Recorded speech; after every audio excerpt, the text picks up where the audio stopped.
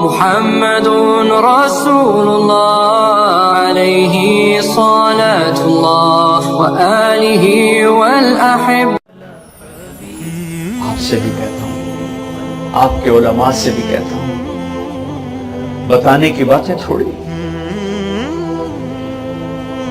آنے والے مجمع کی جو ضرورت ہے، آپ کے سامنے وہ لوگ بیٹھے ہیں جن کو نماز کا نہیں پتا، ماں کا نہیں پتا، باپ کا نہیں پتا، رشتوں کا نہیں پتا، شریعت کا نہیں پتا، حلال کا کوئی پتا، حرام کا نہیں پتا.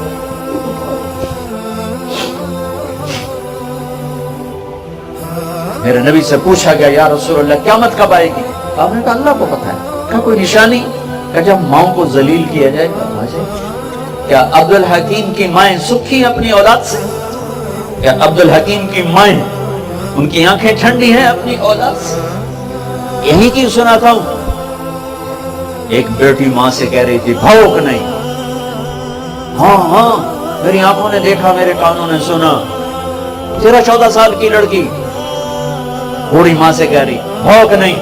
تو آگے چپ، بس ساز خاموش ہیں، فریاد سے معمور ہیں ہم. اسے رو رہی تھی، صرف رو رہی تھی، غالباً یاد کر رہی تھی جسے 9 مہینے پیٹ میں پالا، جس کے جنتے ہوئے سارا بدن دردوں میں تڑپ گیا، جس کو دودھ پلاتے ہوئے چھاتیاں لٹک گئیں، کبھی رات کو اٹھی، کبھی دن کو، کبھی پوٹڑے دھوئے، کبھی پیشاب دھوئے. آج مجھے کہہ رہی ہے بھوک نہیں. ایک بیٹے کو سنا اپنے باپ سے کہہ رہا تھا تو آج تائیں میرے واسطے کی کیتا ہے. بیٹا باپ سے کہہ رہا ہے تو آج تائیں میرے واسطے کی کیتا ہے. اور آگے باپ کہہ رہا تھا اچھا میرا پتر. ہوئے ہوئے ہوئے ہوئے ہوئے ہوئے کیا درد تھا ان الفاظ میں. اچھا میرا پتر. پرانی سنی بات ہے، مجھے اب رونا آ رہا ہے. تو آج تک میرے واسطے کی کیتا ہے. اب باپ کہہ رہا ہے اچھا میرا پتر. اس سے آگے اس کو سمجھ میں نہیں آ رہا تھا کیا کہوں. یہ مجھے کہہ رہا ہے کہ تو میرے واسطے کی کیتا ہے.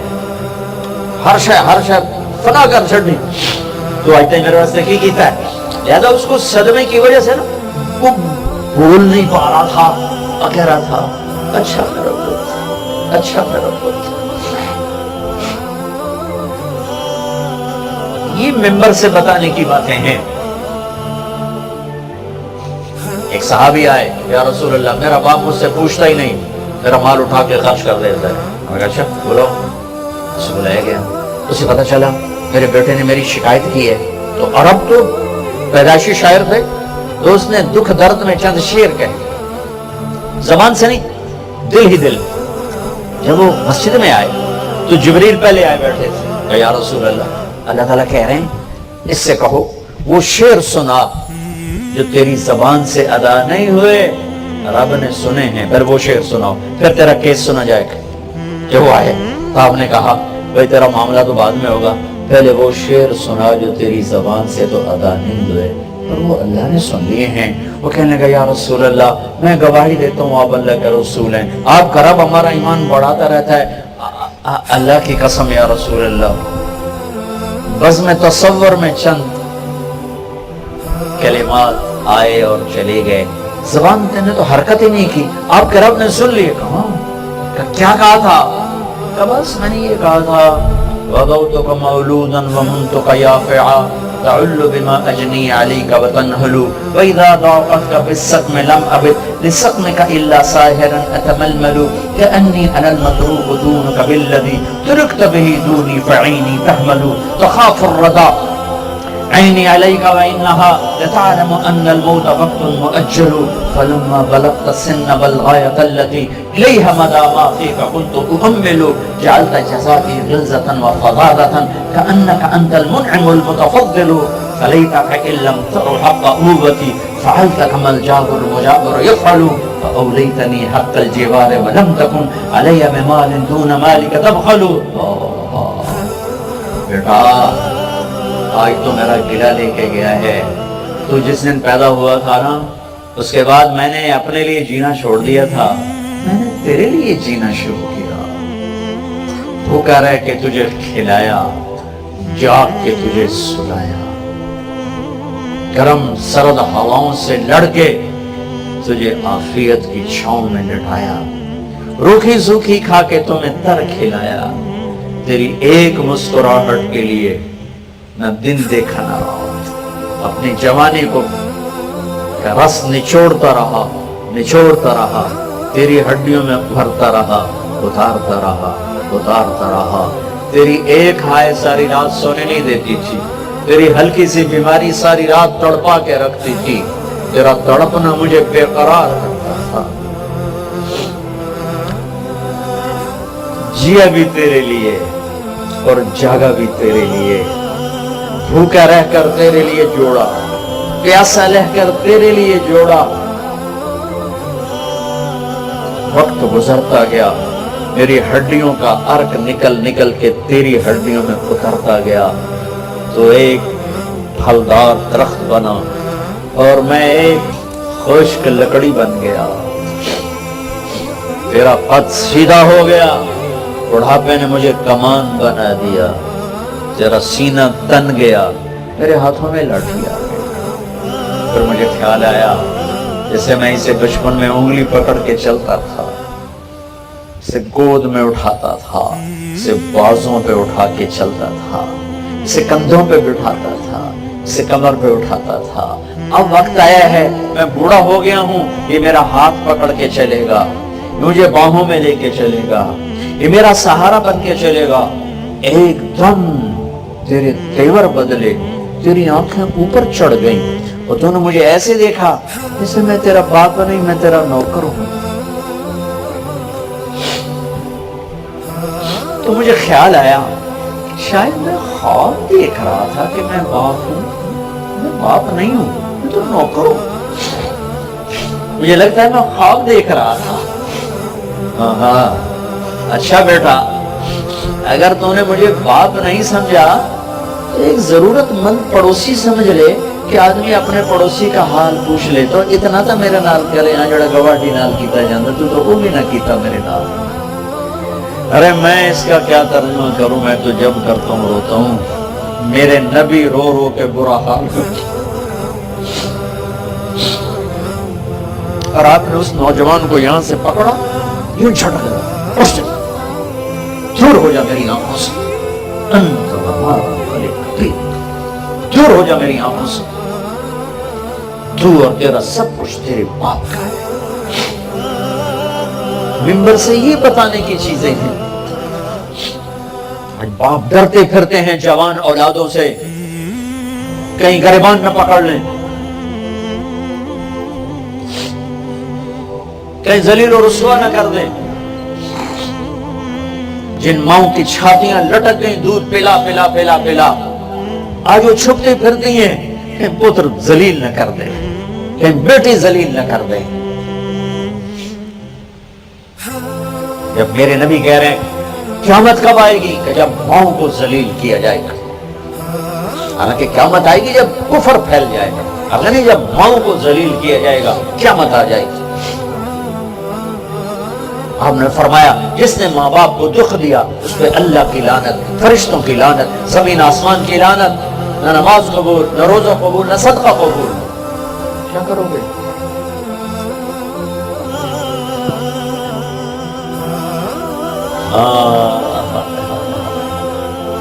بڑے شوق سے سن رہا تھا زمانہ، ابھی سو گئے داستان کہتے کہتے، سنانا کیا تھا، سنا کیا رہے۔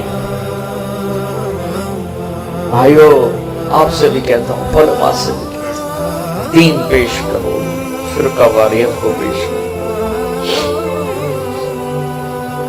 گھر میں زندگی کیسی ہونی چاہیے بیوی کے ساتھ، بیوی کی خاوند کے ساتھ، یہ ممبر سے بتانے کی چیز ہے کہ آج نہ خاوند کو پتا ہے بیوی کو عزت کیسے دینی ہے، نہ بیوی کو پتا ہے خاوند کو عزت کیسے دینی ہے، نہ دونوں کو پتا ہے کہ اولاد کے ساتھ کیسا سلوک کرنا ہے، نہ اولاد کو پتا ہے کہ ماں باپ کے ساتھ کیا کرنا ہے۔ کتنا بڑا دین ہے جو نہیں بتایا جا رہا۔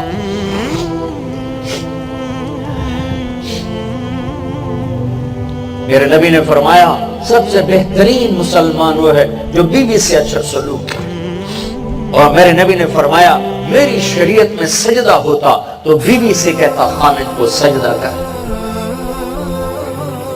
اور آپ نے فرمایا سب سے پہلے ترازو میں جو عمل تولا جائے گا وہ بیوی سے سلوک تولا جائے گا، اور بیوی کا خامد سے سلوک تولا جائے گا۔ اتنا خوبصورت رشتہ آج کتنا تباہ و برباد ہے، گھروں میں آگ لگی ہوئی ہے، پتہ نہیں اس آگ کو بجھانا کیسے ہے۔ میرے نبی والے اخلاق، میرے نبی والی پاکیزہ زندگی، میرے نبی کا درگزر اور معاف کرنا، یہ بتانے کی چیز کیا بتا رہے ہیں، کدھر لے جا رہے ہیں؟ جب بغداد پہ ہلاکو آیا تھا تو شیعہ سنی فساد و عروج پر تھا۔ جب بغداد پہ ہلاکو آیا تھا تو حنفی شافی مناظر عروج پر تھے۔ 317 ہجری میں حنبلی غیر حنبلی ایک آیت عسیٰ ان یبعثک ربک مقاما محمودا پر جو علماء نے آگ بھڑکائی، ایک مجلس میں 300 آدمی ذبح ہو گئے۔ نہیں سمجھے تو پھر اللہ نے ہلاکو بھیج دیا، اس نے حنبلی شافی مالکی حنفی مقلد غیر مقلد شیعہ سنی سب ذبح کر کے دریاؤں میں بہا دیے۔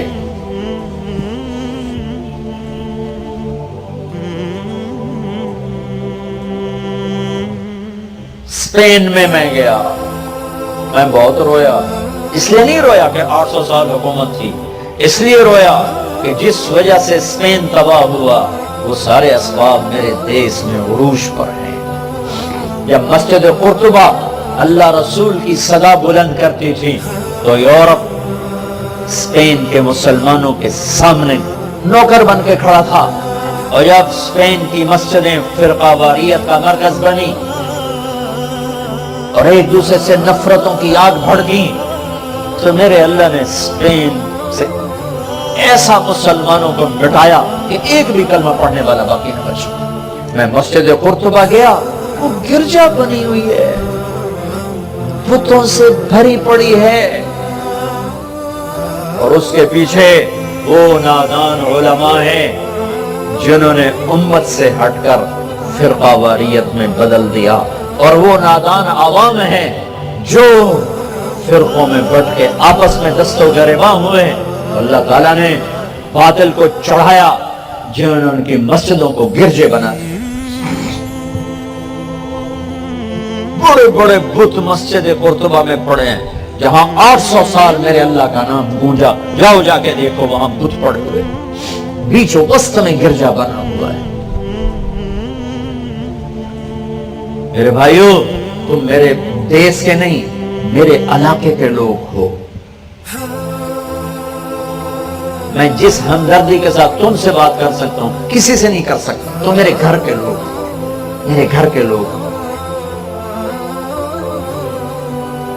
اور میں اس تباہی کو دیکھ رہا ہوں جس نے نفرتوں کی وہ آگ بھڑکائی ہے کہ مسلمان کو سلام کرنے کے لیے تیار نہیں ہے۔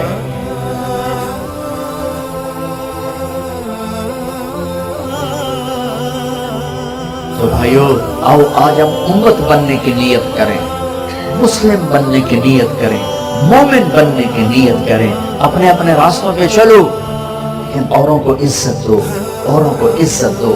علماء سے بھی عرض کرتا ہوں، امت بناؤ، امت بناؤ۔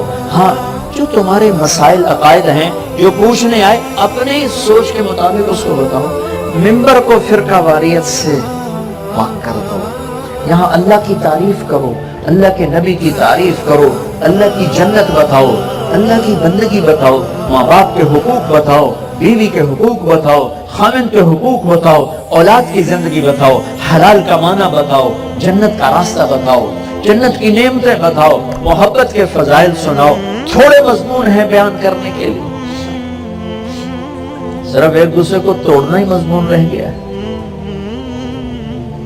تو میرے بھائیوں، آؤ آج ہم توبہ کریں کہ ہم آج کے بعد مسلم بن کے رہیں، مومن بن کے رہیں، امت بن کے رہیں۔ نیت کرتے ہو؟ سارے نیت کرتے ہو؟